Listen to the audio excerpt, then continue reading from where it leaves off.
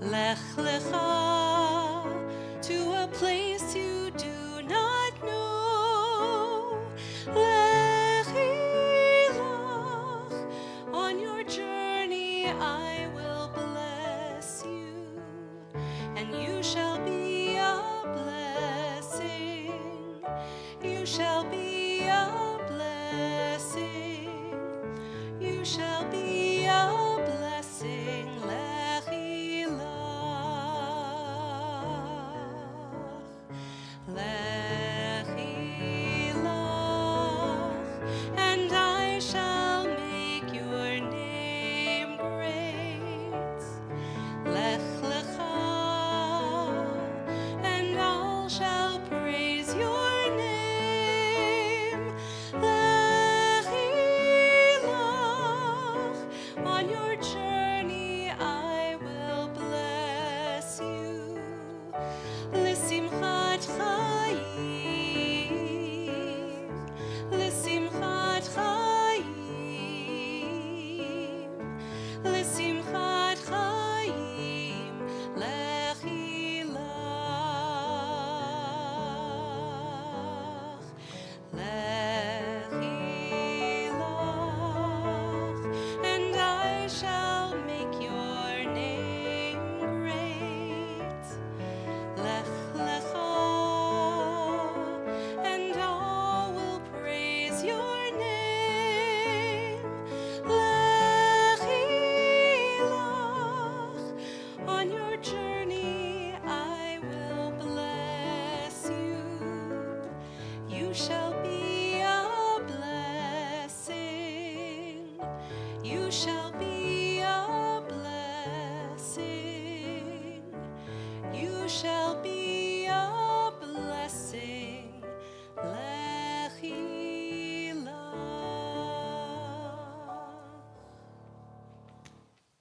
On this festival of first fruits, our offering is the fruit of our faith. As this past year has been filled with questions, too many for us to answer, may our questions ever continue. For this is the start, our search, our struggle, to bring meaning to our lives, through inspired ideas and healing to our planet, through caring hearts and our outreaching hands.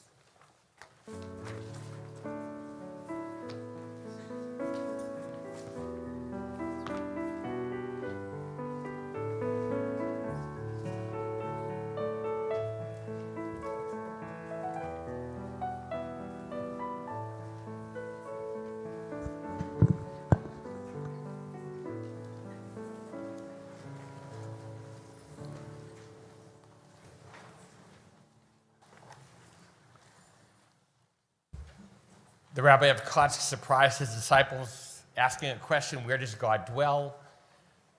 They didn't understand what the question was even about. The whole world is filled with God's glory. Finally, the rabbi interrupted their conversation, their question, with the statement, my students learn the lesson well, God dwells wherever you let God in. Tonight, 28 sacred seekers will become our teachers, sharing snippets of their Sinai statements. The whole statements are in the back of the book. Don't look there now during the service. You can read them all later. They have created such beautiful statements. They become the running commentary on our Shavuot festival services tonight.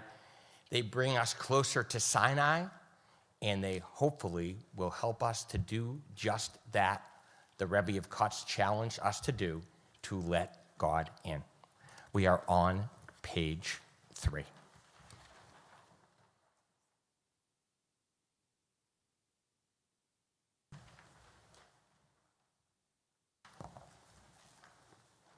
God is not something for us to look up to in the heavens.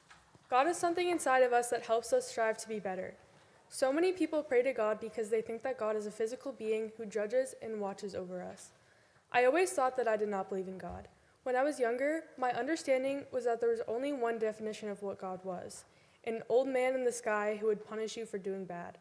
Before I attended last year's confirmation ceremony, I did not think that I was interested in confirmation. Although I had been through Hebrew school and I've always greatly valued my Jewish culture, I never really felt connected to Judaism in a religious sense since I did not believe in this description of God. Being there and hearing the Sinai statements made me see that there is no definitive interpretation of God. This inspired me to do confirmation, and I am so glad that I did, because I've been able to see my religion in a new way, which has given it so much more meaning. In confirmation class, I learned that God can mean different things to different people, and that there is no one definition of what God is. When we learned of Erich Fromm and his view about God, I understood that God does not have to be any kind of entity, but rather an image of goodness. God is a representation of human potential and what we should strive to achieve in order to become greater people. He says that the divine comes from within us instead of an external being.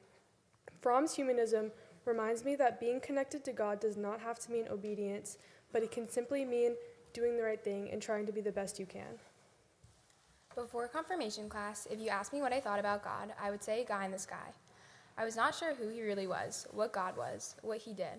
I knew I had to believe in him, but why? What am I believing in? My mind started to shift once I read about Rabbi Milton Steinberg. Steinberg, a 20th century conservative rabbi, is a rationalist who believes God has a plan for us. Before learning about Steinberg, I never understood if it's us or God that makes this plan, but I came to realize it is both. As Steinberg understands, we are in partnership with God to make the world better. Our choices matter, and what we choose to do helps shape our universe. When I used to go to temple when I was little, I would believe in God because I knew it was what we were supposed to do. But through Steinberg, I started to understand that God needs us. Steinberg's God is self-limiting. God does not hold all power. God makes room for us to rule our own lives, to know that what we do every day makes a difference. We have to understand that each choice we make affects another. Life is not always easy, and there are many choices we have to make along the way. There can be stress that is added onto these decisions. We are not going to choose the right decision each time, but these mistakes help us to learn and become a better person. God is with us each step of the way. Fail a test, choose the wrong path, God is with us. God knows that these, I would not like to call them wrong choices, but bumpy choices, make us who we are today. They help us grow. In 8th grade, it was a school night, and I had a big test the next day. All my friends wanted to go out to dinner because they didn't have any work to do. I had to decide if I should go with them or if I should stay home and do my work. I decided to go out and not study. The next day, I took the test, and I was not ready for it. I got the grade back, and I was not happy about what I got. This was a choice I had to make, and I was beating myself up about that decision. This grade taught me a lesson. It wasn't until I messed up that I realized what the right choice was. This year, another situation like this came up. This time, I knew what to do. I knew I had to stay home and prepare for the test. I then received a grade I was happy with. It was in my hands to decide how I use the mistake to become a better person. We learn from our mistakes and grow. We are in partnership with God, learning from our lives today to become all we can be tomorrow. No one topic in history has been discussed, evaluated, and scrutinized more than God has. So, to be able to look at and study God in the eyes of the greatest Jewish thinkers this year has been an honor and a privilege. God is extremely complex, which is why it is so hard to grasp. As someone who usually wants concrete answers, finding God can be difficult because that concrete answer is unattainable. Throughout my time as a student in confirmation class, questions and prompts have been brought up, yet one has resonated with me like no other. When is the Holy One, for you, most present? There is always going to be that widespread belief that God is a magic man in the sky. That God is comforting to some and not logical to others. But what if God is more tangible, something more present in human lives, human emotions, and human relationships? One thinker that we explored gave me an answer to that question that I couldn't ignore, Martin Buber. Buber states that all interactions are part of either an I-it relationship or an I-thou relationship. I-it relationships are relationships that lack a true connection. They lack some sort of unexplainable feeling of meaning or purpose. I-thou relationships are when that genuine feeling comes into play. That new purpose is representative of and can be thought of as God. I-thou relationships are really just the true mutual link between people that cannot be found within I-it relationships. God is found and established through genuine connections and meaningful interactions that we make throughout our lives. The effort we put into our human relationships mirrors the effort we are putting into our relationship with God. It is a life-altering way to see existence. To connect with the world is to connect with God.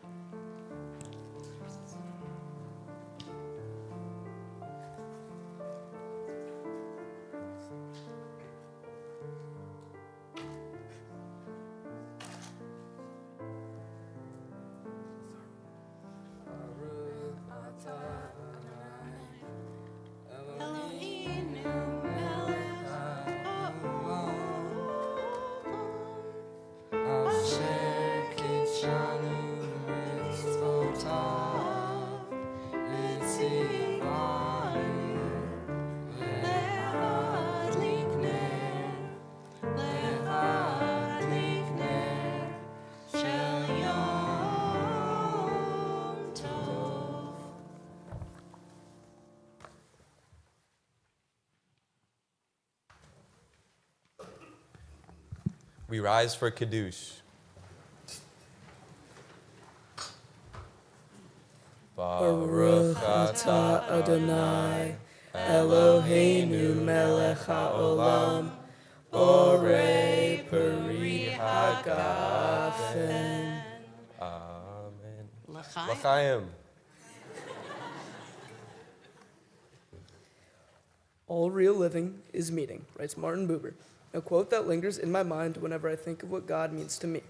For Buber, God doesn't live in the sky or in a book, but in the connections we foster with the people we love, creating a relationship that isn't transactional but covenantal, meaning that it should be used based on mutual connection and commitment and presence. Letting God in starts when I stop looking for personal gain and show up fully and honestly. Buber distinguishes between two modes of interaction, I-thou and I-it.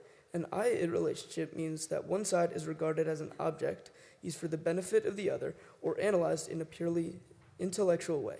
In contrast, an I-thou relationship is one of deep and mutual respect for one another, where both parties interact equally in an unfiltered, open-hearted way.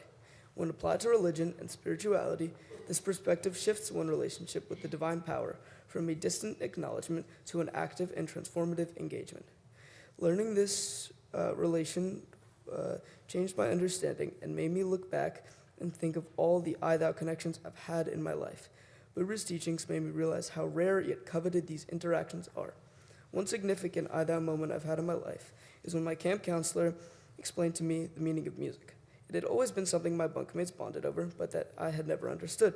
It just never really appealed to me. My counselor brought me outside, put on the music, and told me to listen to the lyrics. I was confused, but as I listened closely, I heard the meaning of the song, the story that the artist was conveying. I felt a real connection to it. It was a shared moment of understanding, a breaking down of a barrier between me and music, and by extension, those who loved it. This breakthrough moment led to even more connections and relationships being fostered. I have always thought of God as an all-powerful being looking down, planning out my whole life. Now I understand that God is the meaningful conversations and moments we have with the people we love. In my early years, I always thought God was some old man with a long gray beard looking down on us from the clouds. As I grew up, I used to think God was that voice in my head. But recently, as a high schooler, I've had no idea what to think. Every Tuesday, I've had the opportunity to learn about what famous Jewish thinkers think about God. One jumped out to me the most. Martin Buber was one of the most influential Jewish thinkers of our time. According to Buber, we relate to others in two distinct ways. One he called I-it and the other I-thou. An I-it relationship is one of purely experiencing and using.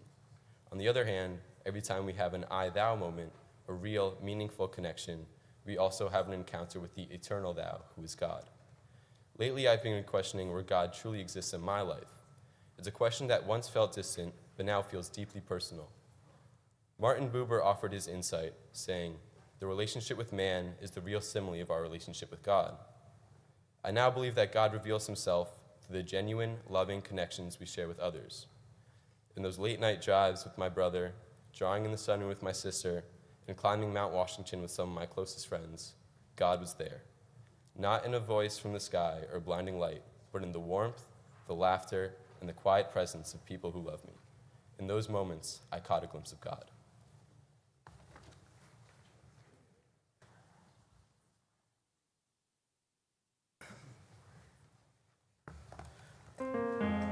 We rise for the Barhu.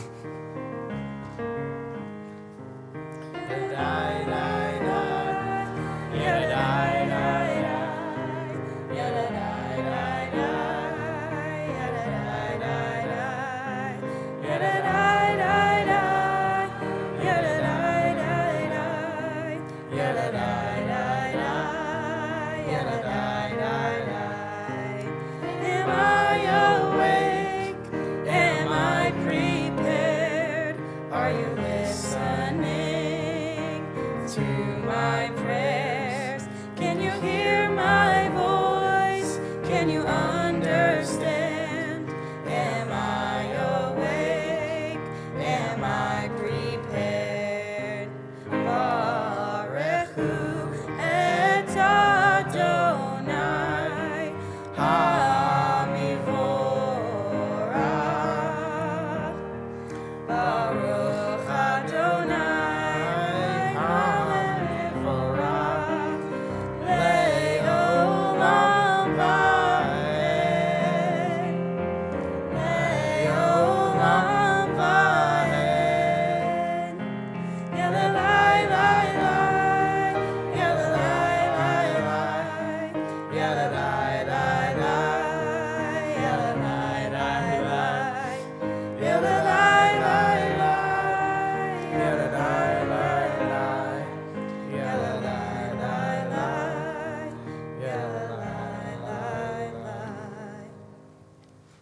Please be seated. I'm not really here today to talk about God. I want to talk about people, or specifically the connections between people. If God were to be found anywhere, it would be in the relationships people share. I was introduced to the idea of an I-thou relationship by the philosopher Martin Buber. An I-thou relationship is when people truly connect with each other. It is not whether people bond over a sports team or a favorite color, but more about opening up and sharing a piece of themselves. I am positive that everyone in this room has an I-thou relationship with at least one person. With that being said, an I-thou relationship is something very difficult to achieve and to maintain. I have met hundreds of people throughout my life, yet I can only think of 4 people who I can truly say I've achieved that level of a connection with. Buber teaches that every I-thou relationship sooner or later becomes transactional, being I-it. 3 out of the 4 of my I-thou relationships are with my family. I have an unbreakable bond with my mom, dad, and sister, but there are times when my dad tells me to take out the trash or my sister asks me to get her water. These are not bad interactions, but they are just simply transactional. It is the way the world works, how people get things done, or the stuff they need. Therefore, those interactions are I-it. There is, however, one thing I disagree with Buber about. I believe that there is one ever I-thou relationship in my life. When I told Rabbi Serkin this, he audibly gasped and told me how rare it was. Although some interactions are a little weaker than others, I feel as though our I-thou relationship has never been threatened. Having a person like that in my life is beyond incredible and unexplainable. While writing this, I realized that I kind of am talking about God. God is in the relationships and the interactions people share, and God is in taking care of one another. Ever since I was young, I've been told what to believe. Today, I'm still stuck with the growing question. Who, or more importantly, what is God? Even after my time every Tuesday learning about different thinkers' views of God, I'm still wondering what to think. Do I even believe in God? Is God a person or something beyond human understanding, an idea? One of the thinkers who stood out to me was Martin Buber. He believed that we don't see or use God. Instead, we experience God through true, meaningful encounters with others. This idea resonated with me deeply. It reminded me of quiet, powerful moments I've shared with friends, family, or even strangers in my life. One of the most memorable moments I've shared with my dad happened on a quiet ski lift up a snow-covered mountain in Vermont. As we dangled above the slopes, bundled up in layers and surrounded by silence, he began sharing stories about his past and stories I've never heard. This was an I-thou moment, Buber's idea of God. He believes God was there in that moment of connection between my dad and I. God can't be explained, but he can be experienced. God is encountered especially in moments of love, presence, or connection.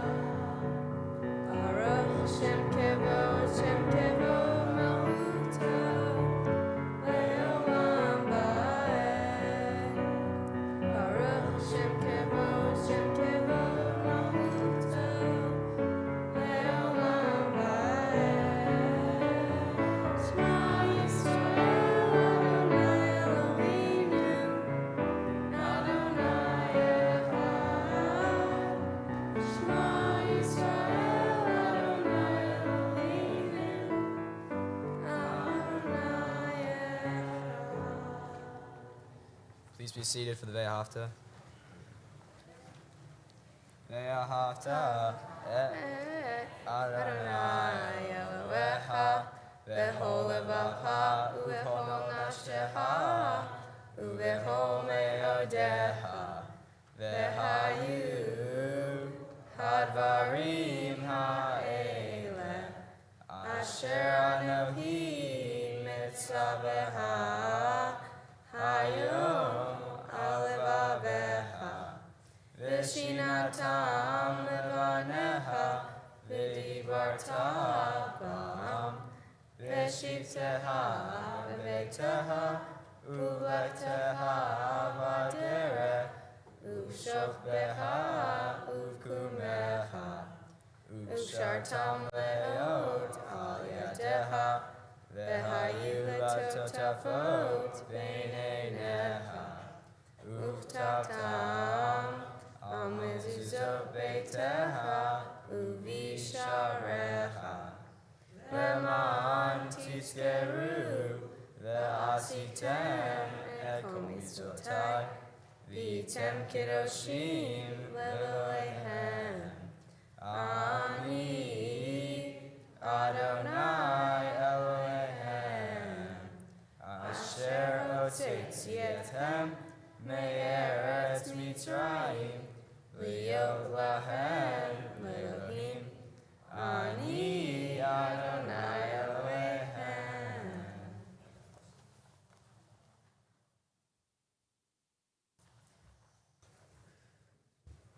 There are two questions that 20th century Jewish philosopher Martin Buber and I strive to answer. The first, why are we here? The second, why are we drawn together? Why, unlike any other species, do we congregate to discuss deeper meaning in this world? Many choose God as their answer. Others look to science.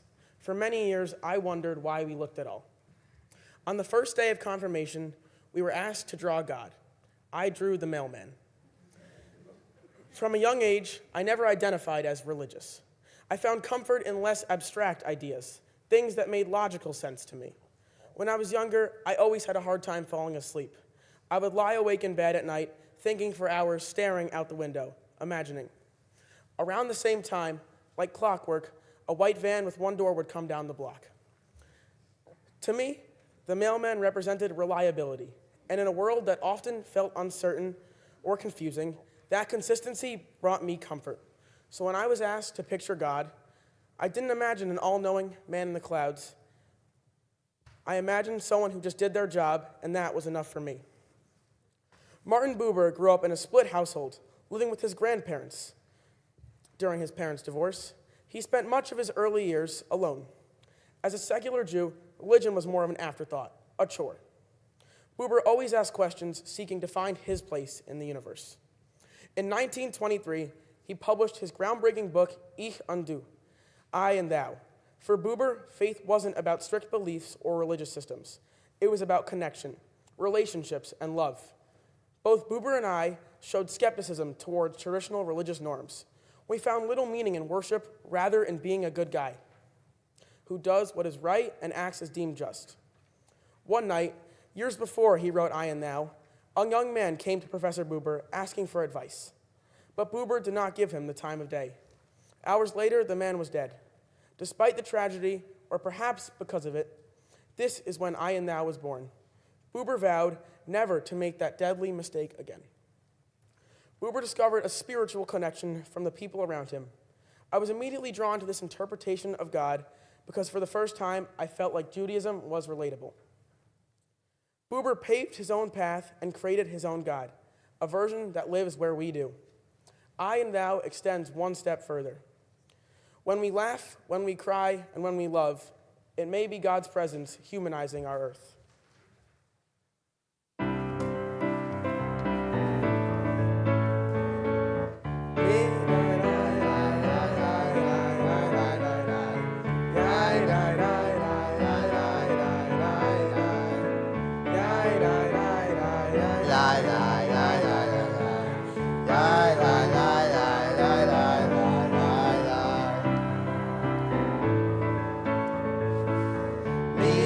Moha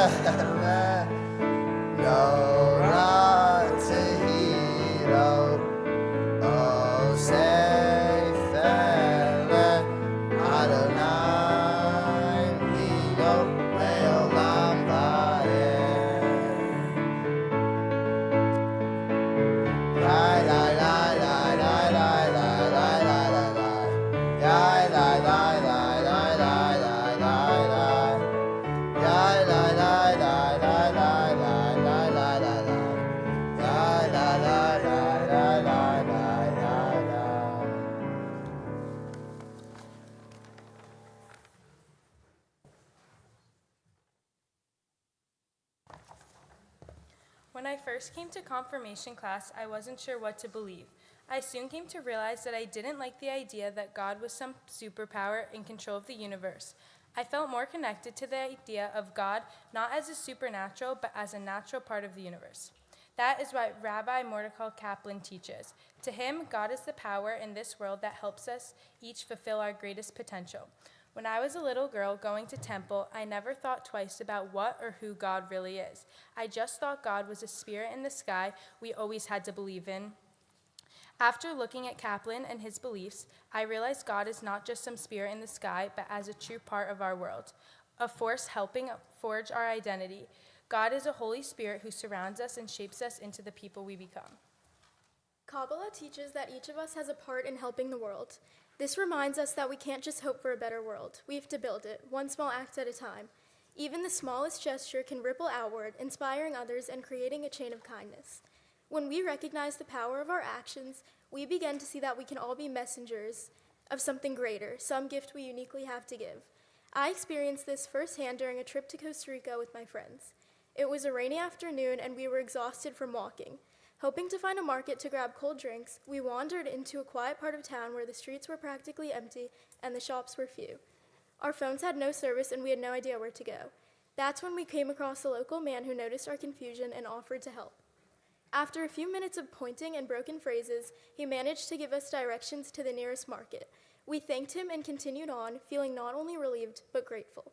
Just a few minutes later, as we approached the small market, I noticed a stray dog nearby. Its ribs were showing, its fur was patchy, and it looked like it hadn't eaten in days. With little discussion, we gathered our change and bought a can of dog food and a bottle of water. At first, the dog hesitated, unsure if it could trust us, but eventually it came closer and quickly ate each bite. We stood there watching, knowing that, even just for a moment, we had made a difference. On the walk back to the hotel, I couldn't stop thinking about how one kind act led to another.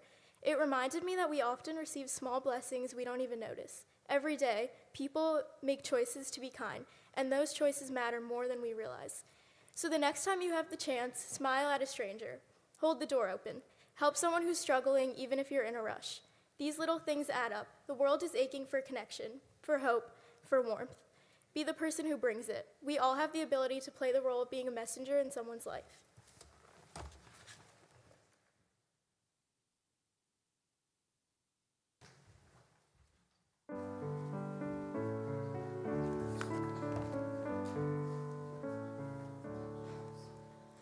Let there be love and understanding among us.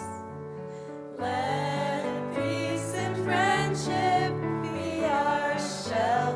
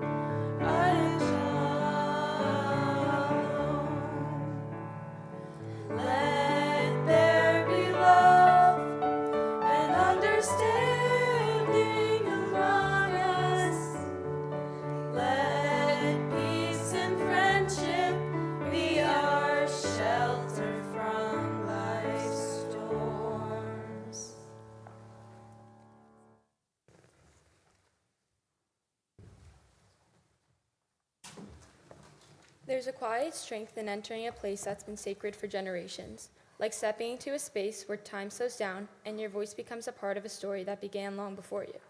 Every word feels like it's joining a deep, ongoing prayer whispered across centuries. That's what the Living Covenant feels like to me. As I moved through my confirmation journey, I began to feel it stir around me. From a young age, we're introduced to relationships, different types of them, how to maintain them, what makes them healthy or toxic. Not once was God in the conversation. Throughout my confirmation journey, we were introduced to many different covenant thinkers. However, it was Rabbi Eugene Borowitz and his theology of living covenant that captivated me. Borowitz addresses the modern Jew's challenge of balancing individual autonomy with communal obligations to God. Living covenant refers to a dynamic, ongoing relationship between the Jewish people and God that is active and evolving.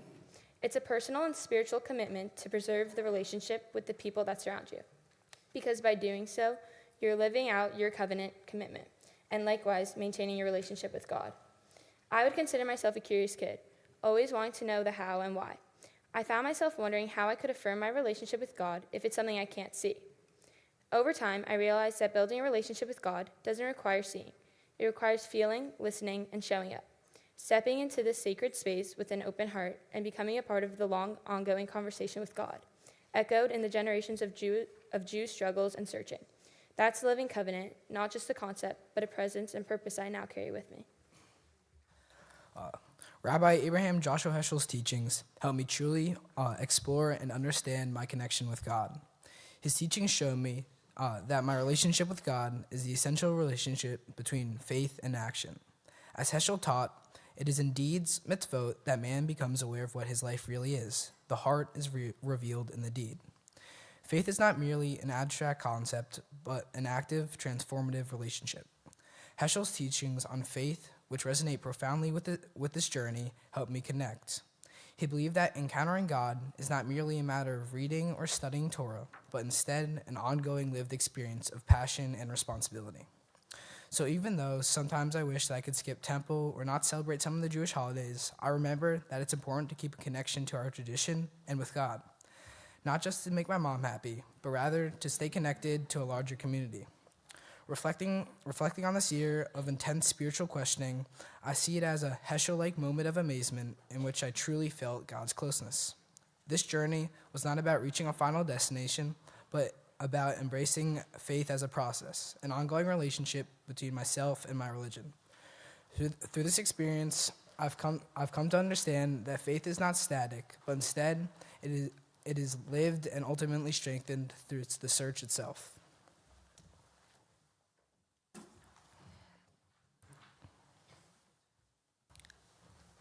Please rise.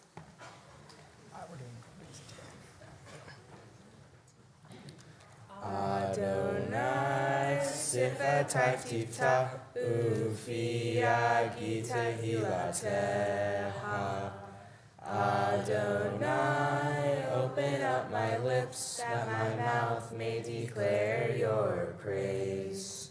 Baruch atah Adonai, Eloheinu, Elohei Avotenu v'Imotenu, Elohei Abraham, Elohei Yitzhak, Elohei Yaakov, Elohei Sarah, Elohei Rivka, Elohei Rachel, Elohei Leah, Ha'el Hagadol Hagibor V'Hanorah, El Elyon, Gomel Hasadim Tovim, V'Konei Hakol, V'Zoher Hasei Avot V'Imahot, U'V'Tikula Livnei B'neihem, Leman Shemo Be'ahava, Melech Ozer U'Mashiach U'Magin, Baruch atah Adonai, Magin Abraham,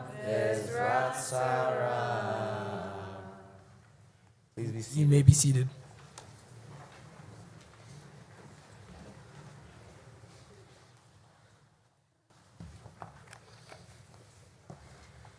Hearing all of the Jewish thinkers' views on God has altered my thinking drastically.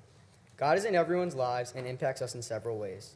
As someone who has believed strongly in community and appreciated Jewish values, Confirmation has allowed me to follow a path that affirms my beliefs of God. Learning about Rabbi Eugene Borowitz and his understanding of covenant connected with me. Borowitz believes in living covenant, an ongoing relationship with God and the Jewish people. The Jewish triangle, or as Rabbi Serkman described it, the covenantal trialect. The Jewish triangle consists of oneself, the Jewish people, and God. 3 corners, all interconnected. What one does affects all others, similar to a community and a sports team. I need you and you need me. An example that I find very valuable is giving tzedakah, a moral obligation we give to share generously to people in need. Through the act of giving, working for fairness and justice, we are more connected to God.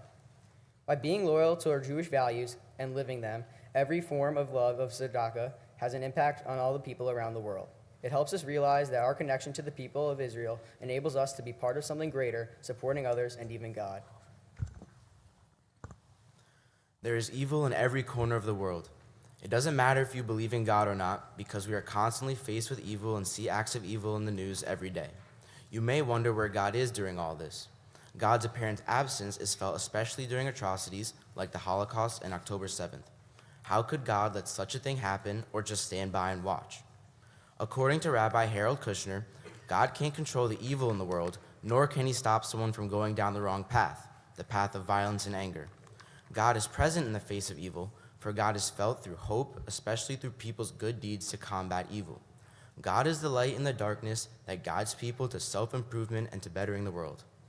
One much less extreme but still meaningful example of God in the face of evil is when a pipe burst in my home. I know. A pipe bursting isn't very evil, it's just bad luck. And while that's true, it's the response from the people that I think represents God's presence. We weren't home when the pipe burst, but immediately we had 3 different neighbors calling us, making sure we were all right and that no one had been harmed. In mere minutes, these people were willing to drop everything that they were doing and help out a neighbor in need. These people are righteous and the epitome of the good that God represents in our world. We can't blame God for the pipe bursting. Instead, we should think about the kindness that our neighbors showed us reflected in God's presence. As Rabbi Harold Kushner teaches, I have come to find God in the quiet heroism of people who find themselves called on to do more than they ever believed they were capable of doing. So, God cannot make the problem go away, but God can promise us that he will be with us. God is present in those moments when kindness was spread to overcome sadness, when people do something right to combat wrong.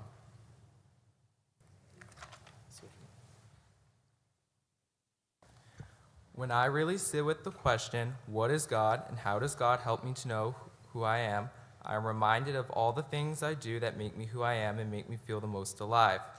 It is in these moments I find God, or what I understand God to be.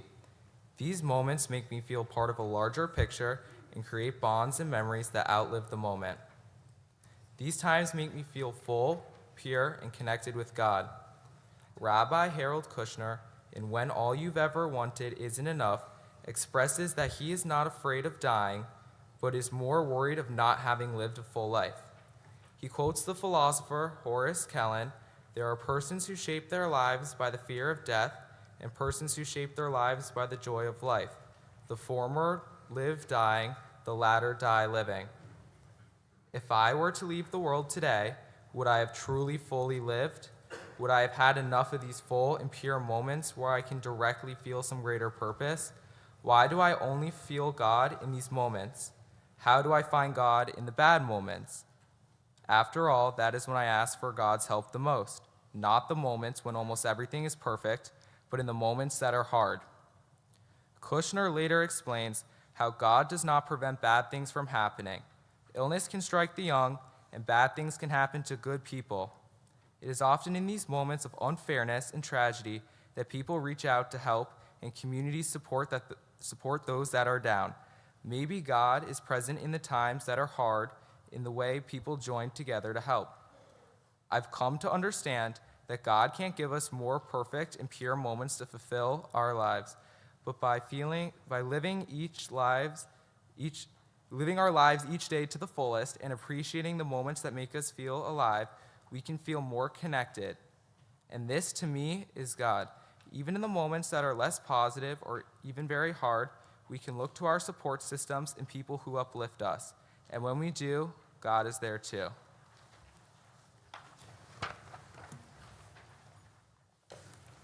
For the expanding grandeur of creation, worlds known and unknown, galaxies beyond galaxies, filling us with awe and challenging our imaginations. Modim Anaknulah. For the joy of human life, its wonders and surprises, its hopes and achievements. Modim Anachla. For human community, our common past and future hope, our oneness transcending all separation, our capacity to work for peace and justice in the midst of hostility and oppression. Modim Anaknulah. For human liberties and sacred rights, for opportunities to change and grow, to affirm and choose. Modim Anaknulah.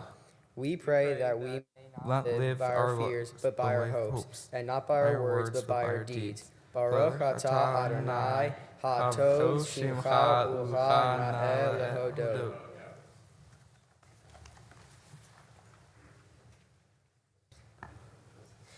It is a difficult time to be a Jew. Where should we look to if not to God for guidance? According to Elie Wiesel, it might be the other way around. God is looking to us. Why does God let Jews suffer? If we are the chosen people, why are we constantly discriminated against and made to be the scapegoat? What are we chosen for?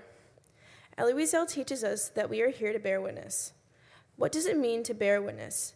For me, I think this means that we cannot ignore the past, nor must we ignore the challenges of living as Jews today. We must stand up to hate against us and all people. We must make the future generations aware of all who challenge our existence and bear witness to it. Wiesel chose to share his experience, to testify. As he once wrote, whoever lives through trial, events that wait on man's destiny, is duty-bound to transmit what he has seen, felt, and feared. To be a Jew today, therefore, means to testify, to bear witness, and to bear witness to what is and what is no longer.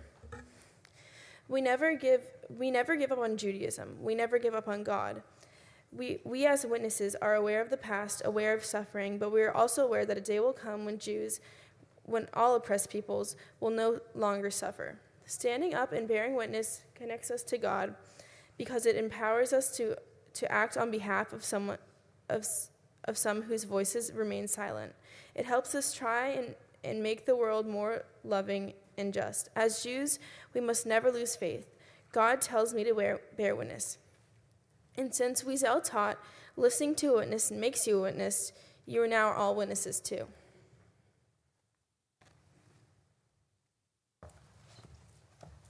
Where do you find God in the face of terror? That question has many answers. For each person, the experience of God can look completely different, especially in times of suffering. Where do we turn when everything seems dark and meaningless, when you feel like nothing can fix the terrible pain and suffering people are going through? Is it our friends? Is it our family? Is it God? Every Tuesday night at Confirmation, we learn about key covenant thinkers, people whose experiences and beliefs have helped shape how we understand faith. One that deeply resonated with me was Elie Wiesel, a Holocaust survivor, author, human rights advocate, and Nobel Peace Prize laureate. Wiesel's relationship with God was shaped by unimaginable pain. Yet, his message was clear. Even in the presence of evil, bearing witness and holding on to hope is a form of faith. Elie Wiesel's beliefs, as I came to understand his ideas about God in the face of evil, are especially meaningful in current times as we are facing a lot of evil in the world. To face evil in the world, Wiesel recommends to resist in our own Jewish way. As Wiesel wrote, when all hope is gone, Jews invent new hopes. To me, this means that we must look for just a little bit of sunshine when the world is dark, to be just a little bit more hopeful, a little bit happier. We read a piece from his book, Legends of Our Time, titled Yom Kippur, The Day Without Forgiveness. In it, Wiesel tells the story of observing Yom Kippur inside a concentration camp. The contrast between the holiness of the day and the horror of his surroundings made me think about what faith truly means. For Wiesel, God wasn't found in comfort or clear answers, but in the act of remembering, resisting despair, and choosing hope anyway. In our own day, Jews face oppression all over the world. On October 7, 2023, Hamas militants crossed into southern Israel from Gaza and killed over 1,200 people. This was the largest attack on the Jewish people since the Holocaust. This mass destruction was traumatizing and painful for the Jewish community. and it remains difficult to see the ongoing devastation of the people in Gaza. But the values that Elie Wiesel teaches can and do support the Jewish people through their most vulnerable times. In a world filled with suffering, Elie Wiesel's message is more relevant than ever. It's easy to feel overwhelmed or uncertain about what to believe, but in those moments, I think of Wiesel, who used his voice to educate, to remember, and to bring light to even the darkest places. Just like Wiesel believed in the power of memory and storytelling, I'm learning that faith is not just about belief. It's about listening, learning, questioning, even struggling, and still finding the courage to speak up, even when the truth is hard. There are so many moments in our lives when we could turn to despair, when we could lose our hope. As Jews, we must turn to one another, supporting each other, for there, inventing new hope, we might just find God. We pause for silent meditation.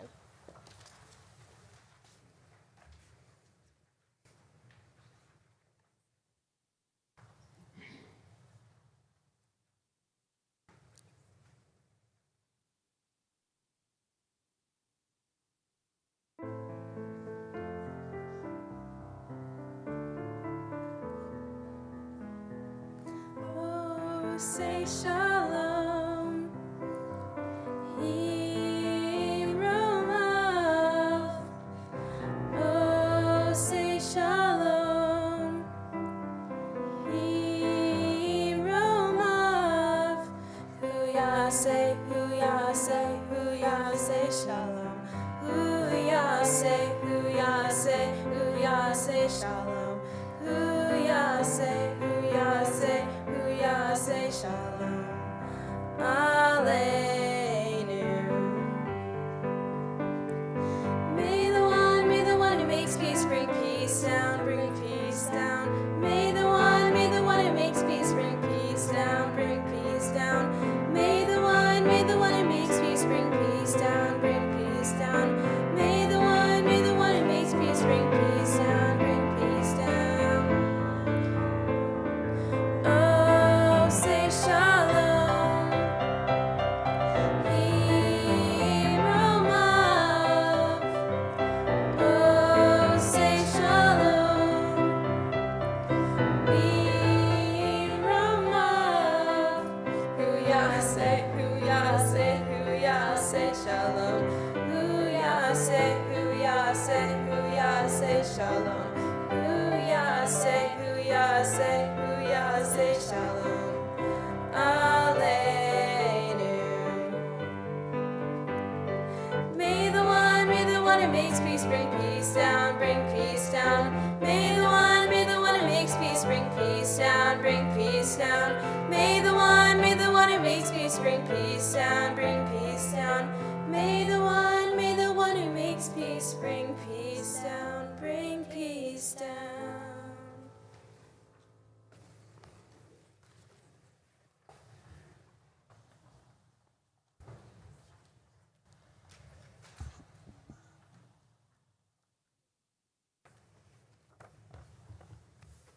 A Jewish mother.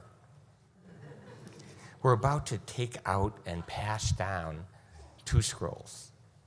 We've never passed down these 2 scrolls before, nor have we ever had the opportunity. But the cantor suggestion is just so powerful. We're passing down the 2 scrolls that we house from the Westminster Synagogue in London that were redeemed from the Holocaust. Scrolls that kids this age never got a chance to read from. Scrolls that would have been burnt in the fires of Auschwitz and the destruction on Kristallnacht, but somehow were saved. And so, unlike a bar mitzvah or a bat mitzvah, when we pass down from generation to generation, it's peer-to-peer that these confirmands pass down the scrolls. For every kid, every teen, every 10th grader who's ever read from a scroll like this, and everyone who never got the chance.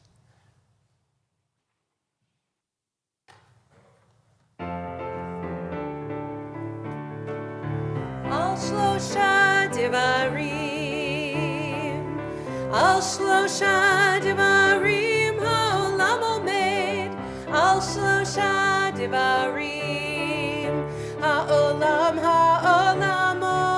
omed, al ha'torah ve'al ha'avodah. Be'al gemilut chasadim, al haTorah ve'al ha'avodah, be'al gemilut chasadim, al shlosha devarim, al shlosha devarim ha'olam omed, al shlosha devarim, al shlosha devarim ha'olam omed, al shlosha devarim. Ki mitzion tetzei Torah u'devar Adonai miYerushalayim, for out of Zion shall go forth God's word, the word of Torah from Jerusalem.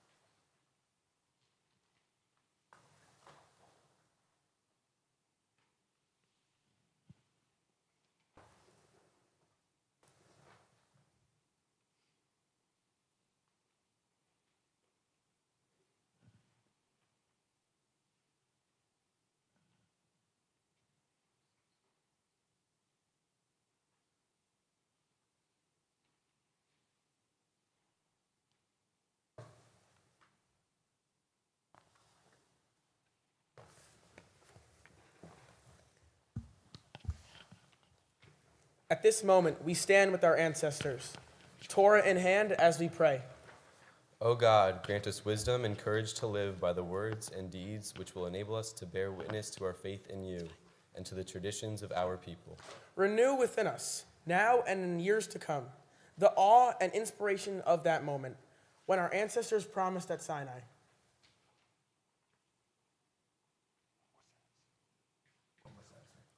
All that Adonai has spoken, we will do.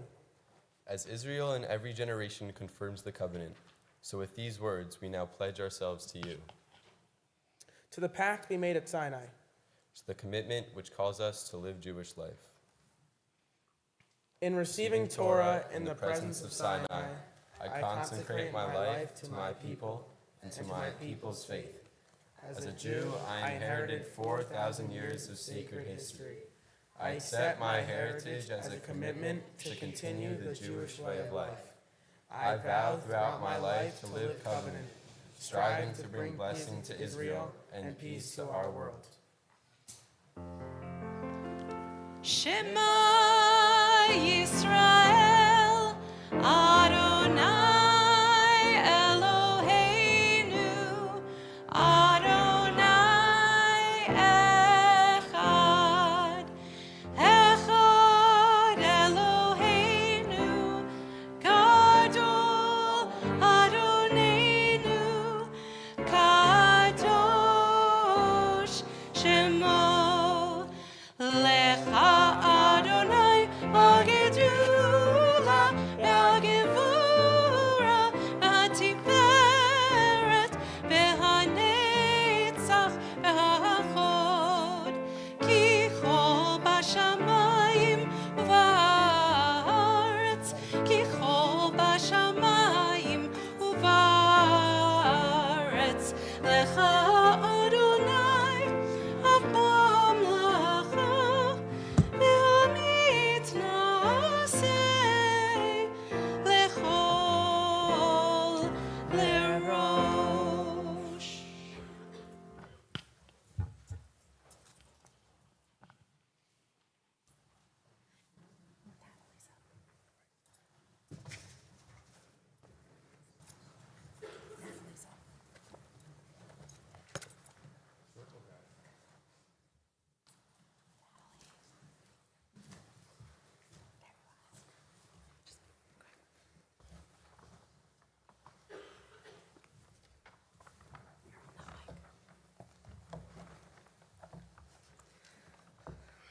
I always used to wonder if I was a good Jew because I didn't know what it meant to believe in God. I didn't understand how to pray or why I should pray. While everyone around me would talk about how large of a role Judaism played in their lives, I thought about whether God was with me. But coming to confirmation helped me understand that there is no single mandate to being a Jew. Judaism is an ideal that holds people together, regardless of how good a Jew each person might seem.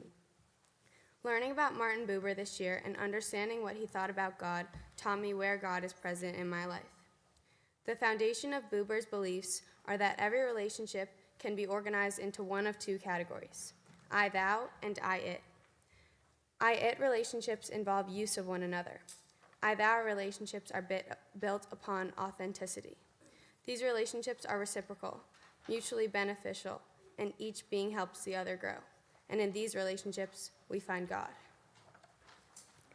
God is not an object. God is an existence. God is present. As he wrote, in each thou we address the eternal thou. I realize that whether I'm constantly aware of it or not, God is with me. Through relationships with my parents, with my brother and sister, with my truest friends, God's presence has become a huge factor in my life. After learning about Martin Buber's teachings, I have understood how to identify those I-thou relationships. Whether it is driving around and listening to music with my parents, laughing on my walk home from school, or laying outside with my siblings, God is with me. Even with people I don't know, without suspecting it, between us is God. In I-thou relationships, the air is not only filled with love, it is also filled with God. Martin Buber has helped me understand that just as there is no definition of God, there is no definition of a good Jew. There is no script for what a Jew should think or say, and no outline for how they have to live. The goodness in a Jew's heart is more important to Judaism than how they choose to follow the religion. Because when we find love through being present and accepting of each other, we find God, which makes us all, in our own way, very good Jews.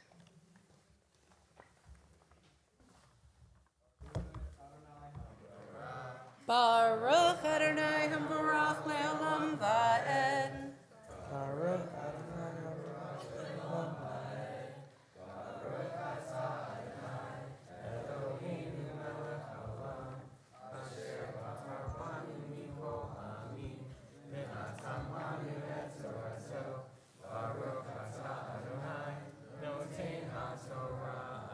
Amen. Ahim Adonai Elohecha Asher Hotzetziha. Me'eretz Mitzrayim mi Beitz Avadim. La Yidageha Elohim Ara Apana. Lo Ta'aseha Vesel V'cho Temuna. Asher Bamayim Mi'ah. Ba'asher Ba'aretz Mitachat. Ba'asher Bahar Mayim Mitahat La'aretz. Lo Tishtaha Ben Lahem Velo Todim. Ki Anohi Adonai Elohecha El Kaka. Okay. Avon Avot Albanim. Al Shileshim Ve'al Ribeim Leson I. Ve'o Se Hesed La'alafim Le'ohavi O Shomrei Mitzvotai. Lo tirtza et shem Elohecha lasham. Ki Lo Yanakeh Adonai et Asher Yisa et Shemo Lashav.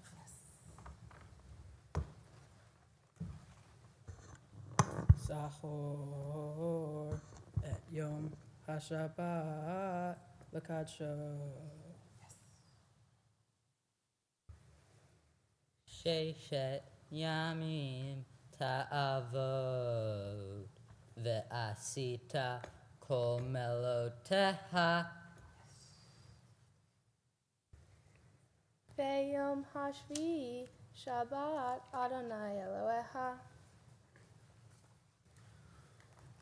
Lo ta'aseh ho melacha ata uvincha umitecha. Vatecha va'ametecha uhemetecha. V'gereha asher bishareha ki sheshet yamim. Asa Adonai et hashamayim ve'et haaretz. Et hayom ve'et kol asher ba'am v'yacha b'yom hashvim. Okay. Beirah Adonai et Yom HaShabbat v'yitnat shehu. Kabed et avicha ve'et imecha lema'an ya'arichun yamecha. Al ha'adamah asher Adonai Elohecha noten la. Lo tirtza, lo tina, lo tikno, lo ta'anet v'reyaha et shaker. Lo tachmod beit recha. Lo tachmod ashet reha. Ve'avdo va'amato v'shoro v'chamoro v'chol asher l'reyecha. Baruch hu atah Adonai Eloheinu melech haolam asher natan lanu Torah emet v'chayei olam nata v'tokeinu. Baruch atah Adonai noten haTorah. Amen.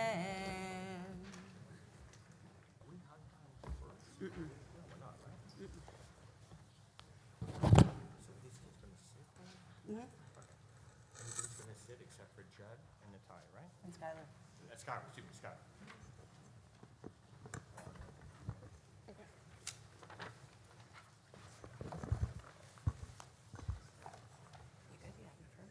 The first time I really thought about what Zion meant was during a class discussion about Israel. People had a lot of opinions. Some saw it as just a country, others talked about it like it was a symbol. I didn't really know what Zion meant to me, but I knew it was supposed to be something important. That got me thinking, what is Zion? Is it a place, a dream, a feeling? The more I thought about it, the more I realized that Zion isn't just something out there in the world. It's something we carry inside of us. It's a dream that started thousands of years ago, when God called Abraham to go to the land that I will show you. Theodore Herzl, one of the people who helped create modern Zionism, said, "If you will it, it is no dream." That quote stuck with me. To me, it means that if we believe in something enough, we can actually make it real. Herzl dreamed of a Jewish state where people could live freely and without fear, a place where they could be themselves. That dream became Israel. But I think the dream of Zion is more than that. It's about belonging. It's about being a part of something bigger than just yourself. To me, Zion is when you walk into a Jewish space and feel at home, even if you've never been there before. It's hearing Hebrew and knowing that the same words were spoken thousands of years ago. It's feeling connected to other Jews all over the world, even if you've never met them. Zion is also about hope. It's the belief that things can get better, even when the world feels broken. It's believing that peace is possible, even when it seems far away. I used to think Zion was only about a place on the map, but now I think it's more about what we do, how we treat each other, and how we remember our past and how we dream about the future. To me, the dream of Zion means we all have a place we know is home, and that matters. Often when I think of God and all things of heavenly nature, one of the divine creatures I think of is an angel. Thanks to mainstream media, my head immediately goes to a little glowing doll with pure white wings and a gold halo. But the Hebrew word for angel is malach. This can also be interpreted as messenger, or one who is sent. Angels are not these sacred beings sent down to us by God, flying back to heaven once their mission is complete. God is actually a little more creative with how he sends us a message. We, in other words, are the angels, messengers on a mission, even if we are unaware. I'm sure at some point or another we have had someone come into our lives and their presence has taught us something that has had a profound effect on us, even if it seems simple. Rabbi Lawrence Kushner explains, everyone carries with them at least one, and probably many pieces to someone else's puzzle. Sometimes they know it, sometimes they don't. For me, I found one of my pieces to my puzzle last November, when my family had the privilege of hosting a family of Israelis from a kibbutz affected by the October 7th attacks. We ended up hosting a father, daughter, and son. I was nervous when I found out that the daughter, named Bar, was the same age as me. I was scared that there might be some awkwardness or disagreement between us. But after our very first car ride together, we bonded over our love of the band Arctic Monkeys, and for the next week, we were inseparable. Bar opened up to me about her experience on the day her kibbutz was attacked, how she hid in her basement while worrying about her father, who was shot while defending their kibbutz.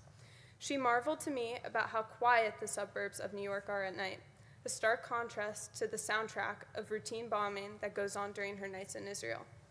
I felt ashamed that, while someone my age, so similar to me, who had the same teenage girl likes and dislikes, could go through something so traumatic, wondering whether her father would live or die, while I sat in my comfortable, safe, quiet home, wondering what I would wear to school the next day. Bar's gift to me was making October 7th real. Before that, it was something terrible that I knew had happened that felt like 1,000 miles away from me. So foreign that it was untouchable. I will never be able to understand the full magnitude of the effect that day had on someone who lived through it. But my friendship with Bar helped me get a little bit closer. That was the puzzle piece that Bar gave me. She taught me compassion, and that sometimes the best thing we can do for someone is just give them someone to talk to, or a place where they can escape and finally feel normal. While her time in my life was brief, it was one of the most impactful relationships I ever had. I think that I must have been a messenger for her as well in some way, placing a piece of myself into her as a person. We are all angels to each other. I'm an angel, spreading God's message to others, while also collecting bits and pieces of the message from the same people I teach. By learning from each other, we are learning from God. I will try to collect as many pieces of his puzzle as I can. We now rise for a tikva.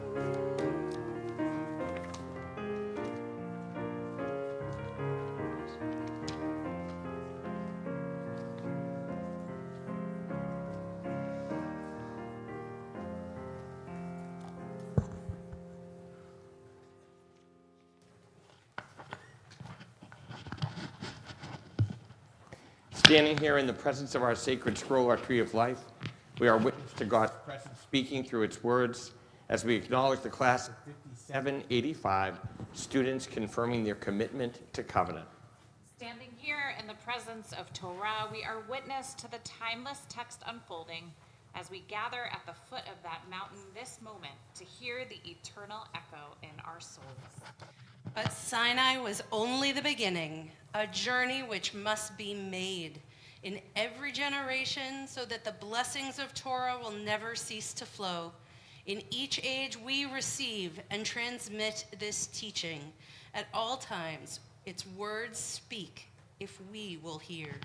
In each age we add our insights, harvesting with the planters who have come before us. Each new generation must tend the tree of our tradition in order for fruit to grow. Sinai is our new beginning, its echo calling us to transform tomorrow, its covenant to keep the commitments which guide our lives. Sinai is every moment that the scroll comes to life through our search. Sinai is every moment that our learning bears blessing through our lives.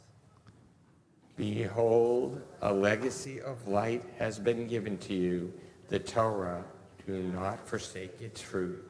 Be nourished by its knowledge. Let its learning water your soul. Pass it on to your children, a gift of love. Hold it ever fast, a tree of life. All who cling to it find fulfillment. All its ways are ways of pleasantness, and all its paths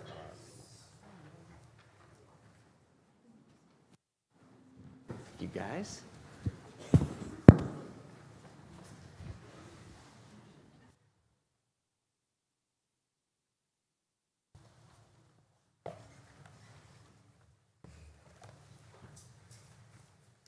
When it comes to our relationship with religion, a question we often hear is, who is God?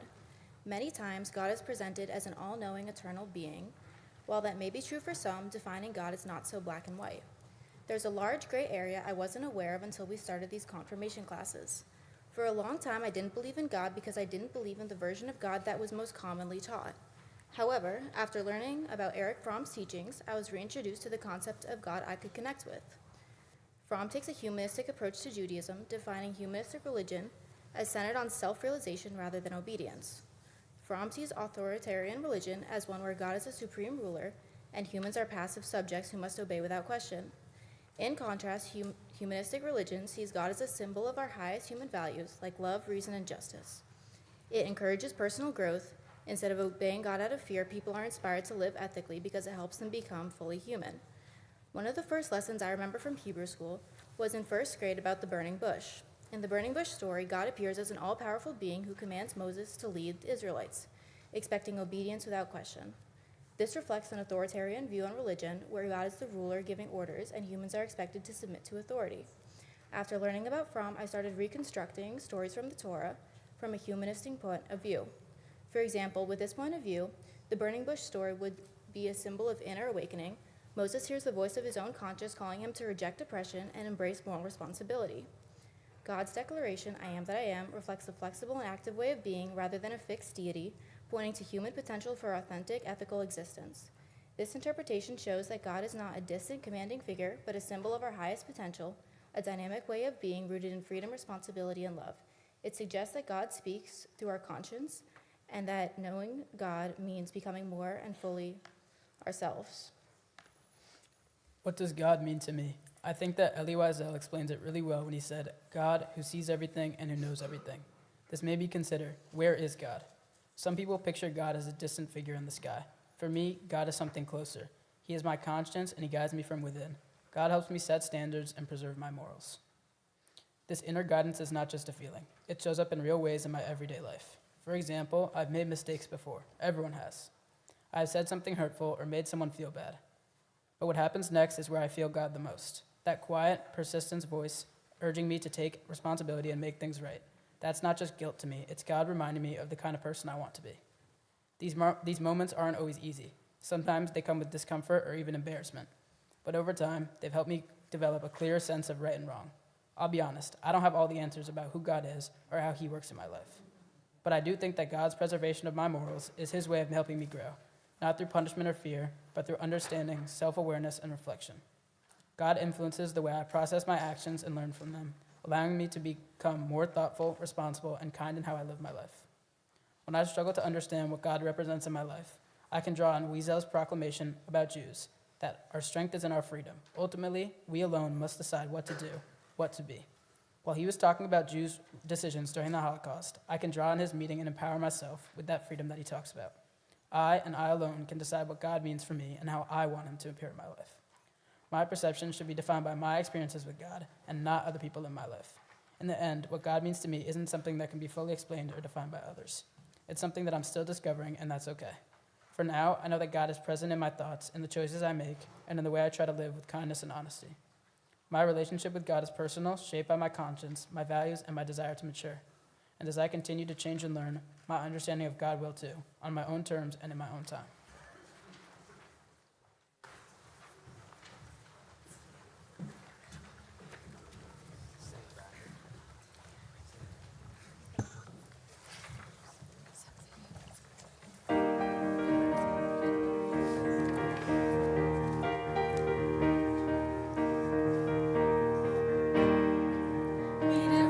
The impossible, got a heart unstoppable. We are more than ready, not just a fighter, not just a dreamer, amazing creator, relentless believer in who we are and what we got inside.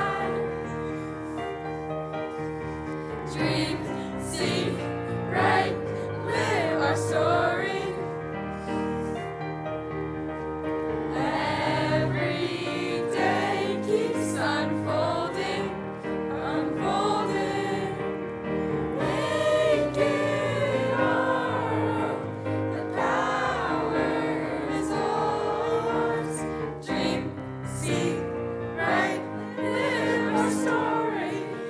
Dream big and live our story.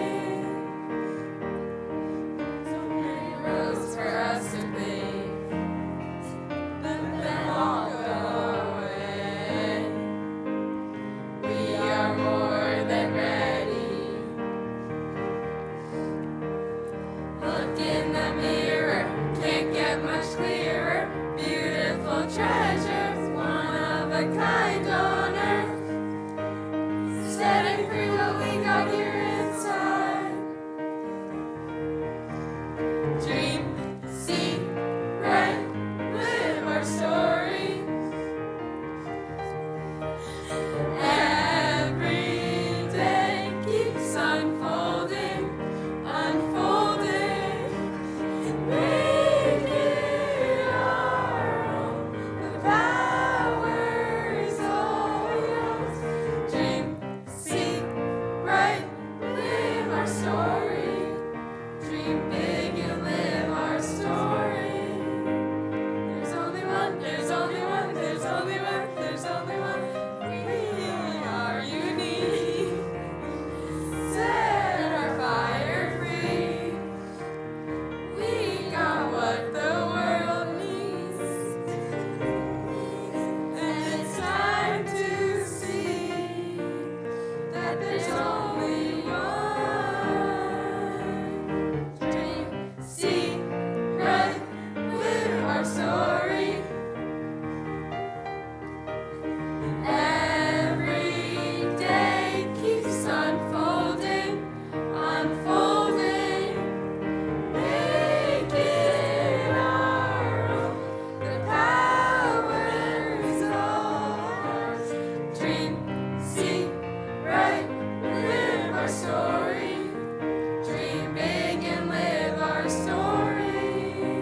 There's only one, there's only one, there's only one, there's only one.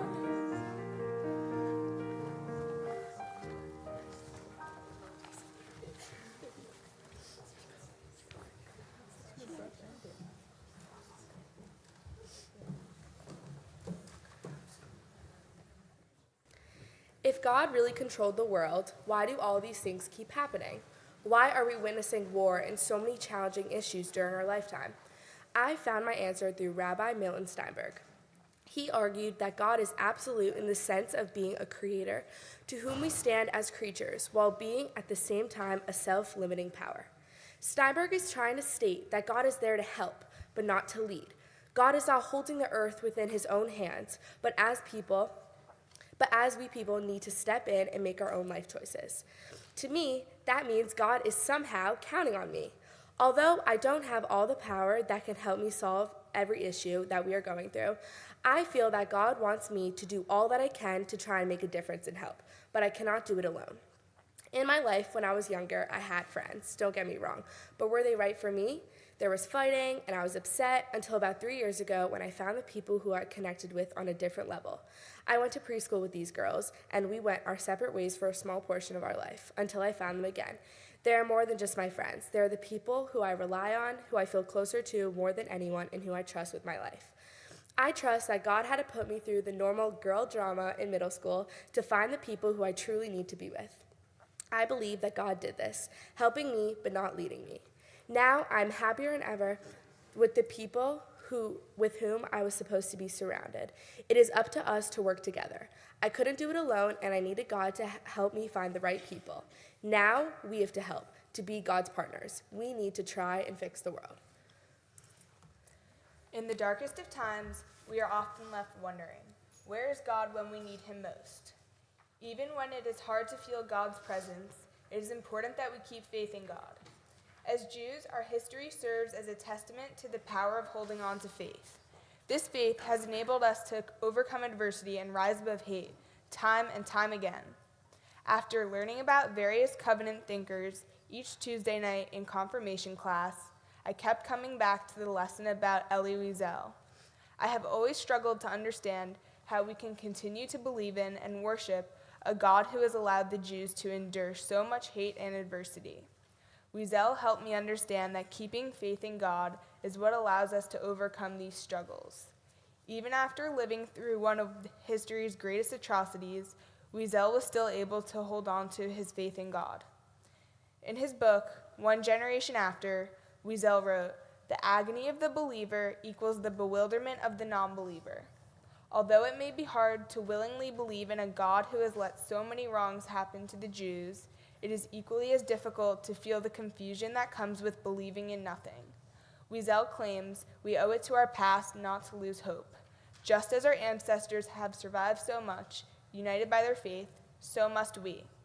Now more than ever, it is imperative that we stay connected to our faith, especially amidst the war in Gaza. As Israel faces immense suffering, we must stand together, unified by our faith.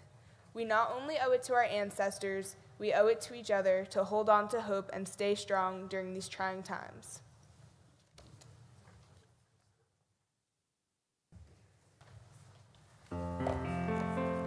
Please rise. Aleinu l'shabeach l'Adon hakol, l'teit gedula yotzer breshit, shelo asanu kuei haratzot, v'lo samanu k'mishtechot ha'adama, shelo sam shechalinu haem, v'gor aleinu kechol hamonam. אנחנו קוראים ומשתחווים ומודים לפני מלך מלכי המלכים הקדוש ברוך הוא.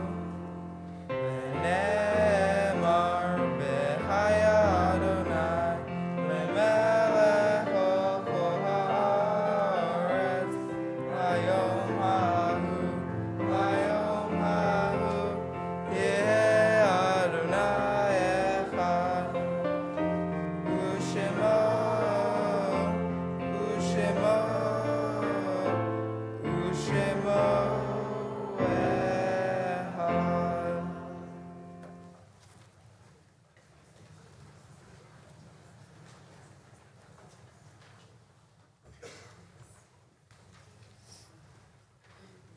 I don't really believe in God, but I do feel that everything happens for a reason. I think life gives you moments, and it's up to you what to do with them. Nothing is guaranteed, you have to do for yourself to make life what you want. One of these moments that lingered with me was when my whole family was standing around my grandmother's deathbed. It was upsetting, but also we were all there together.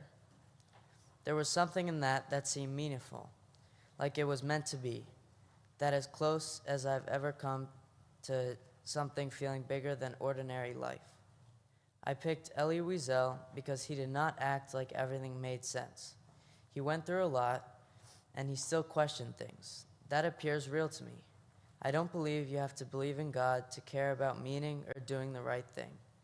Allowing God in, for me, does not have to involve believing in some higher power. It is just about being present, being there for people, and trying to make something out of what life brings your way. That's keeping the covenant to me.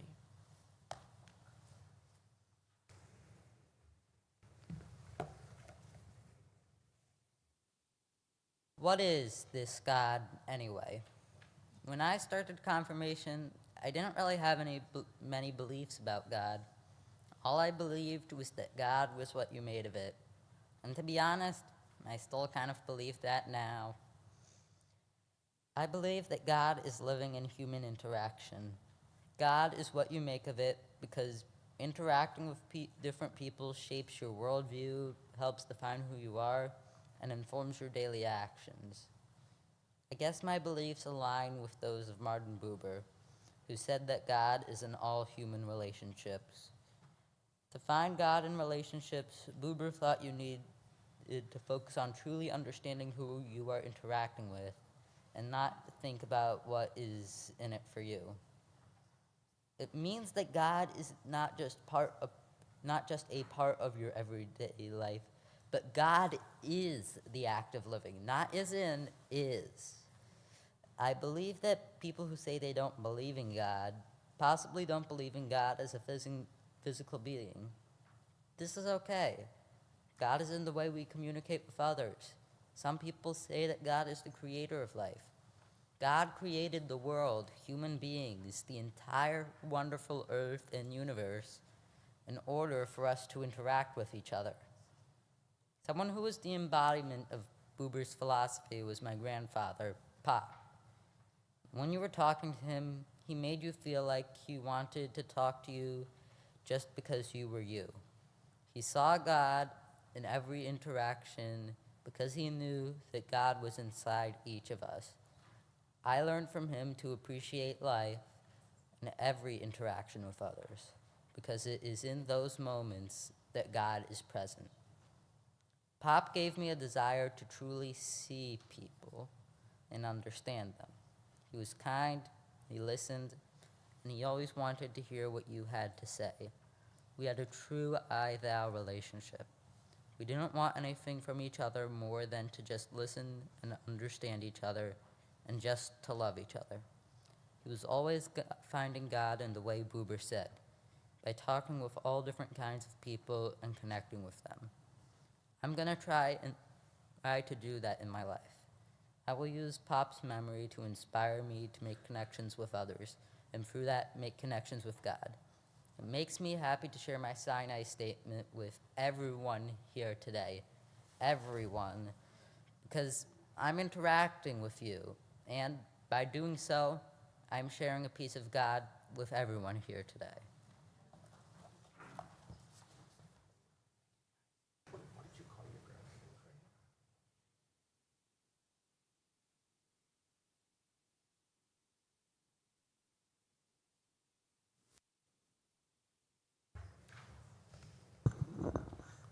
We rise together.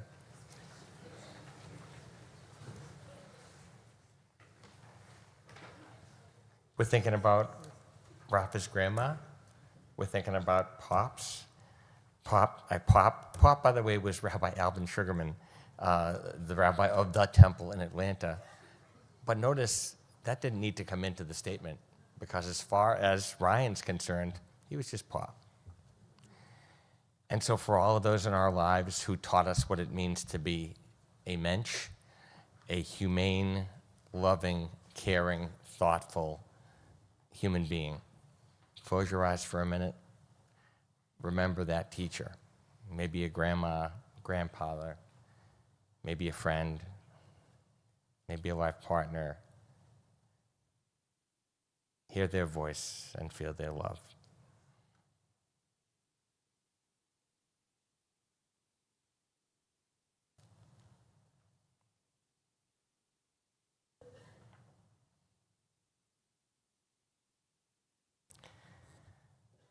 With their memories still guiding our way, we share.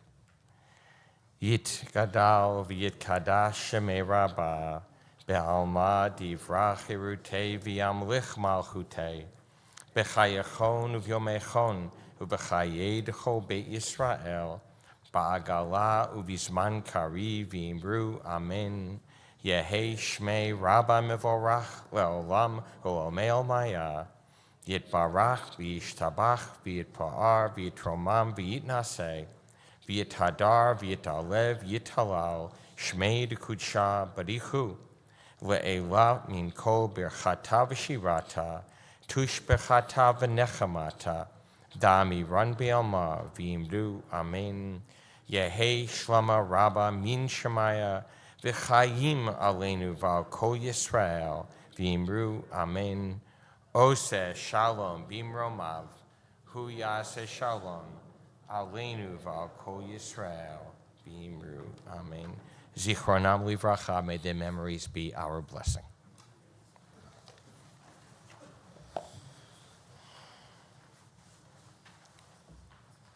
$6 million in Germany, 1,200 on October 7th, more and more every day and decade. Jews have continued to be oppressed and killed. Because of this, it is very reasonable to ask the question, how could God let this happen? Or, where is God to help us during these times of suffering? Jews pray to God daily, and we all pray to God when we join as a congregation in the sanctuary, thanking God for the life and essentials that have been given to us. So why does God decide to abandon us when we are struggling? Elie Wiesel asked this exact question. Wiesel writes in Night about a fellow Auschwitz inmate, Pinhas. As Yom Kippur, the day of judgment, is approaching, Pinhas repeatedly expresses that he is not going to fast, over and over again. But when Yom Kippur arrives, Pinhas reveals that he fasted, but as a protest to God instead of following God's wishes. Pinhas is calling out God, asking where God could possibly be and why God isn't helping. Through my time in confirmation, I have found and learned 3 possible answers to this question. Number 1, free will. When God created the universe, Adam and Eve, God placed them in the Garden of Eden. Adam and Eve had everything they could ever want, as long as they didn't eat from that one tree. God gave Adam, Eve, and humanity free will to live their lives. Adam and Eve ate from that tree of the knowledge of good and evil, losing the trust of God and not following God's path. Fast forward to the anti-Semitism and hatred that we are continuously facing. God is not there during these times directing human action. God gave free will to humanity, and unfortunately, many groups and people just want to see the world burn, choosing hate. Number 2, before and beyond suffering. During a confirmation lesson focusing on the attacks of October 7th in Israel, many families were torn apart. Some of the survivors, even though they had just lost their families, were surprisingly optimistic. One of the survivors, whose 17-year-old son and wife of 20 years had just been killed, said that he was grateful for the time that God gave him with his wife and family. For this man to get to experience this loving relationship made him thankful for God giving him this sacred love, the blessing of family. Number 3, and in my opinion, the most justifiable, relationships beyond suffering. After times of great suffering, strong relationships often grow bonds of mutual care. God is the mysterious and powerful force that directs us in our everyday lives. God points us in the direction of others, but gives us the choice to decide what we want to do with it.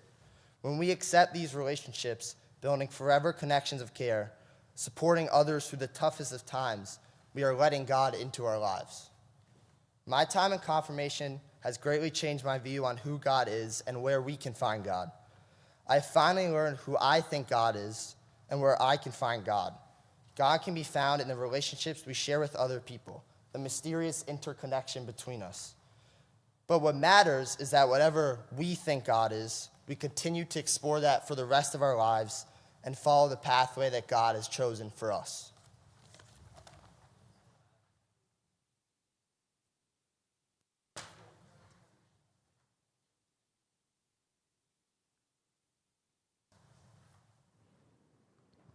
See if my mic works. So I want to look at both sides. So here's what's amazing, and everybody in the room feels it. Somehow, going through this year of confirmation has not only changed you, but changed our world. The rabbis teach in a midrash that every day an angel goes forth with a mission to destroy the world and return it back to its original state of primeval chaos. But when God sees kids studying Torah and trying to figure out who that Holy One is, and arguing with each other about what Torah might mean and what God might be, God's anger changes to mercy, and the angel's mission fails because of you. So every Tuesday night, while you were confronting the Kabbalists, or trying to find Rambam's God, or debating right on the stage between Hitchens and Heschel, every Tuesday night, when you were studying Buber, playing around with Buber, or trying to figure out what that covenantal trialectic really meant, what you were actually doing was saving the world. Because not because of what any one of those thinkers thought. Your Sinai statements are awesome. They're not awesome because you explained to us what Buber means by I, it, and I, thou, or what Borowitz thought what covenant theology meant. They're awesome because it's now your thinking, because each one of you is a God thinker now too. And that never stops. So maybe you found out the secret. In fact, I know you did. The secret is all the covenant thinkers we thought, and we learned about and talked about, that's not where God is. God is in how you questioned each other and respected each other, and even if you weren't friends or best friends with each other, how you cared about each other, how you ate a lot of candy with each other. I mean a lot of candy. But how you showed sweetness and thoughtfulness and menschiness and care. You were together on Tuesday night the best as a microcosm of what our community can be.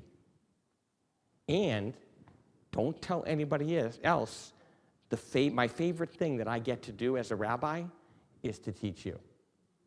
Because you make me better. And you make each other better. And the real secret is, every Tuesday night, you let God in. Everybody in this room feels it. You are God thinkers. You are God searchers. And once you are, you're in the club. It doesn't stop. Wait a minute, let me just double check. I think it's, am I right? October 9th? Wait a minute. October 9th, 6 to 7, opening session of Post-Con at the Diner. Post-confirmation, diner dialogue. You give me, it's basically the time between when we place our order and when the waiter brings the food. It's usually around 17 minutes. You give me 17 minutes, I'll give you the world. Diner dialogue, there's a place for everybody. And the cool thing is, you have to pay for diner dialogue, but you don't have to pay for dinner because a gracious member of the temple underwrites that. And whatever you get a bacon cheeseburger, we do the blessing, it's kosher.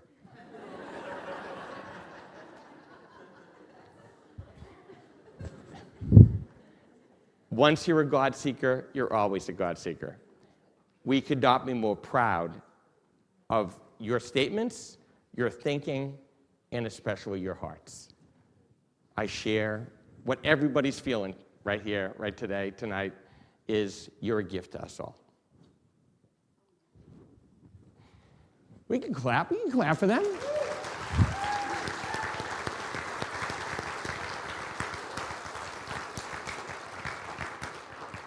I'm going to call on Jeff Wang, Vice President of the Congregation, to share some special words, and then Rabbi Rudin, our Director of Education, Youth, and Families, to call you up individually to present your Bibles and certificates. Thanks, Jeff. Good evening. I'm Jeff Wang, a member of the Larchmont Temple Executive Committee, losing my voice a little. I'm thrilled to be here tonight on Shavuot to congratulate the confirmation class of 5785 and their families. 3 years ago, I had the pleasure of being at many of your bar and bat mitzvahs. I probably gave the gift at a whole bunch of them. Spoiler alert, no candy bags from Carol Scharf today, sorry, although I think there's a Sunday bar. But at those B'nai Mitzvahs, Rabbi Serkman said some variation to each of you of, this isn't the end. And he talked about how he hoped you would all join him for the journey of confirmation. And you all, 28 strong, which I think is a record, which is in fact a record, heeded that call and prioritized Tuesday night confirmation in a year when you all had tons of competing priorities and activities vying for your time, but you made time to do this. The Larchmont Temple Executive Committee meets once a month. And like your Tuesday night sessions, we have a what happens in executive session stays in executive session rule. I'm kind of going to break that rule now. One of the things that we worry most about, and we're Jews and a lot of lawyers, so we worry a lot. But one of the things we worry most about is the future of our temple and the Reform movement. But seeing you all tonight and hearing your thoughtful Sinai statements, I think our executive board needs something new to worry about. You've all chosen to do confirmation. You've chosen to be part of this community, to be part of the Reform movement. It is everything that our temple and our movement could possibly hope for. And I'm confident that you'll choose to be part of our community going forward, starting with the diner next year, over the next 2 years, and continuing after that. Our temple's future is in really good hands. And on behalf of the temple and its board, thank you, and mazel tov to all of you.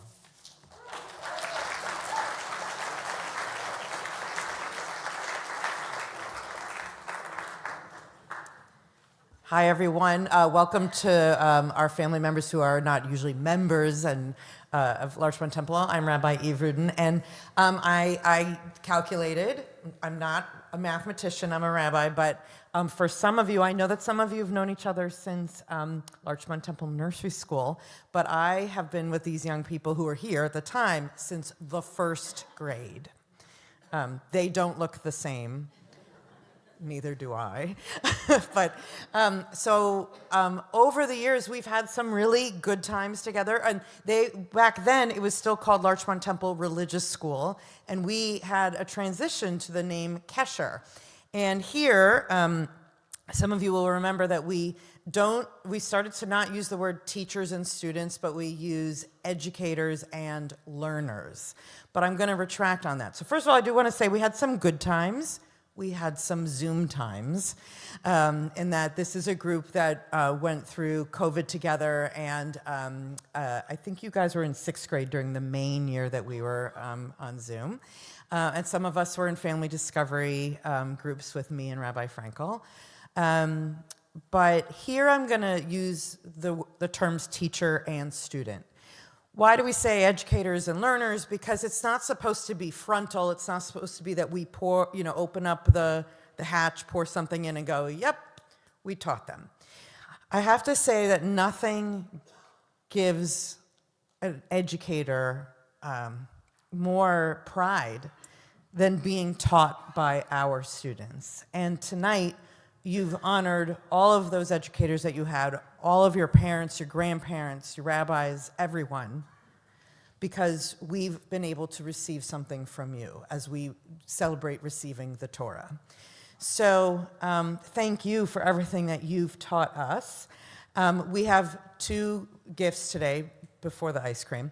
There's a certificate, and we're also giving you a Tanakh, a Hebrew Bible, which I know is not going to sit on your shelves unused because you've already brought them to life. They're already a part of you, and that search for God is now a part of all of you.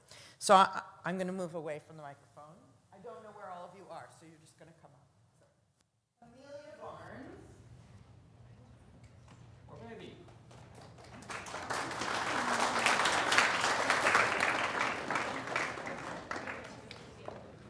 Hudson Berger.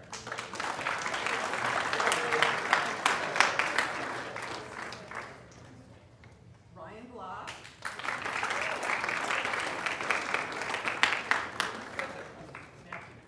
Lisa Bloom.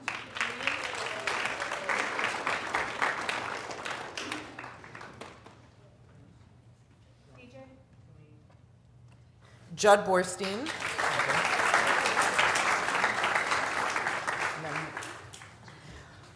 Rafa Carlos.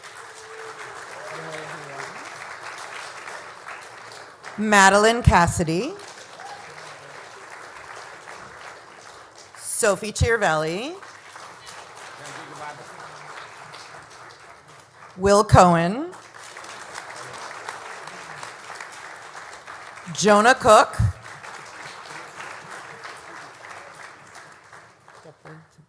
Alex Davidson. Benny Esco. Brooke Farsht.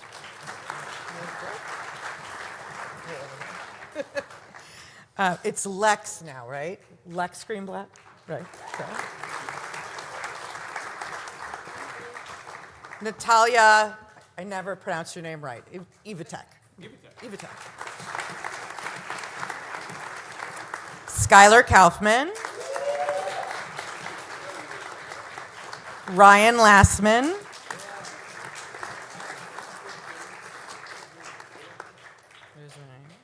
Dia Mansell.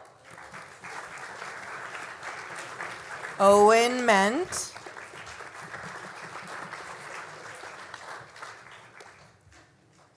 Ethan Moss. Natalie Nanitzi. Luke Norkin.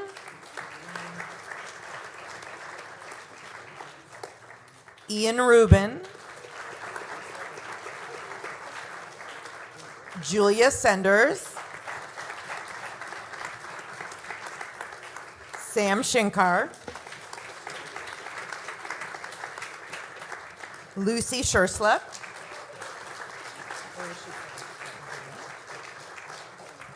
Ryan Siegel.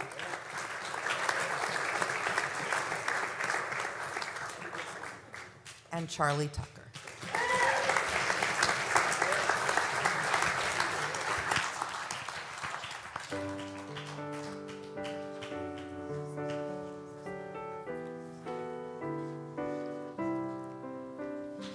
We are gifts and we are blessings. We are history in song. We are hope and we are healing. We are learning to be strong. We are words and we are stories. We are pictures of the past. We are carriers of wisdom, not the first and not the last. Ledor vador, nagi God lecha.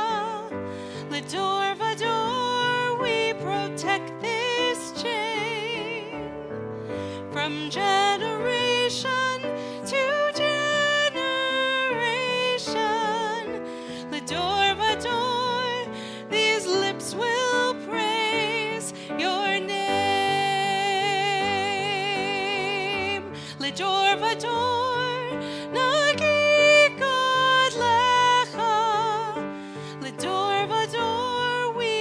protect this chain from generation to generation. L'dor vador, these lips will praise your name.